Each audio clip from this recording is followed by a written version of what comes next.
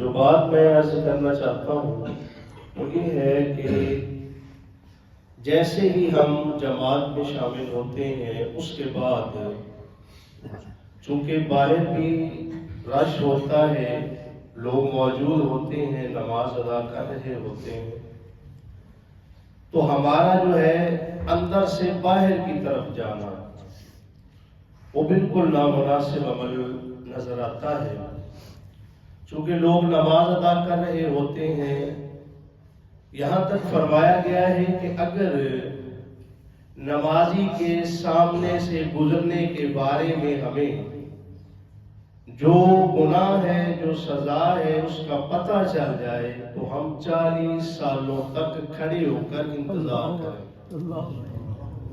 اور یہاں تک کہ دوسری بات فرمائی گئی کہ اگر ہمیں اس کے گناہ کا پتہ چل جائے تو ایک طرف اگر آگ جل رہی ہو اور انگارے کوئلے پڑے ہوئے ہوں تو ہم اس سے گزرنا پسند کریں گے اگر ہمیں پتہ چل جائے کہ کتنا گناہ ہے نمازی کے آگے گزرنے سے۔ یعنی کہ انگاروں کے اوپر چل کے جانا یہ کم ہے، لیکن نمازی کے آگے سے گزرنا جو ہے یہ زیادہ گناہ ہے۔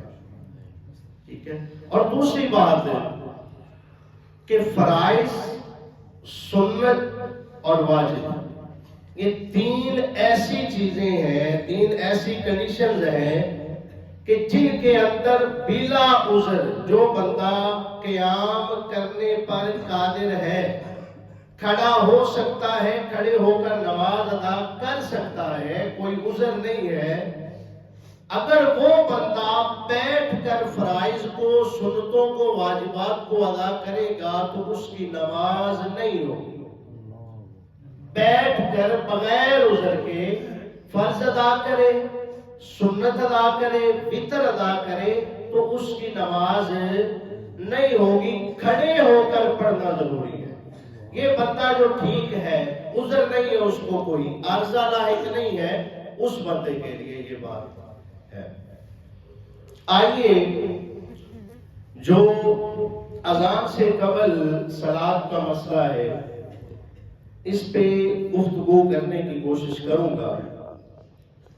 یہ بات ذہن نشین رہے کہ یہ مسئلہ بیان کرنا کسی پہ کوئی اٹیک کرنا نہیں، کسی پہ کوئی ایسا جو مسئلہ ہے تھوپنا نہیں، بلکہ اس کی جو شرعی حیثیت ہے اس کو سمجھنا یہ ضروری ہے۔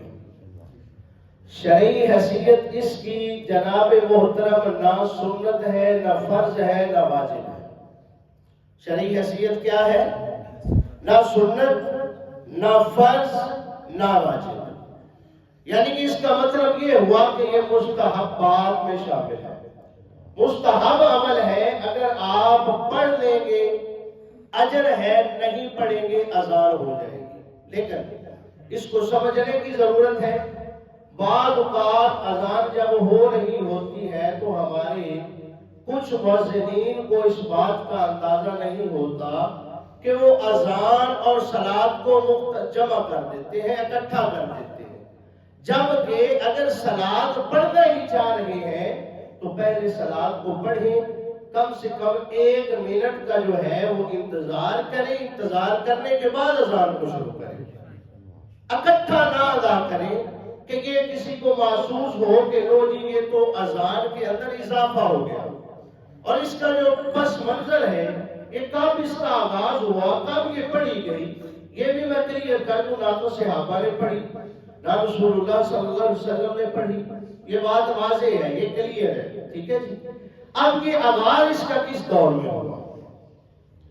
جس دور میں حضرت سلطان صلاح الدین ایوبی رحمۃ اللہ علیہ ان کی جب دور حکومت آیا تو اس وقت آپ کے سامنے ایک مسئلہ تھا جس پہ آپ نے علماء کو اکٹھا فرمایا، اور وہ مسئلہ کیا تھا کہ آپ سے جتنے بھی پہلے جو سلطان ہوتے، جو خلیفہ ہوتے، ان کا کام یہ ہوتا کہ وہ اذان سے قبل اپنے نام کا خطبہ پڑھایا کرتے۔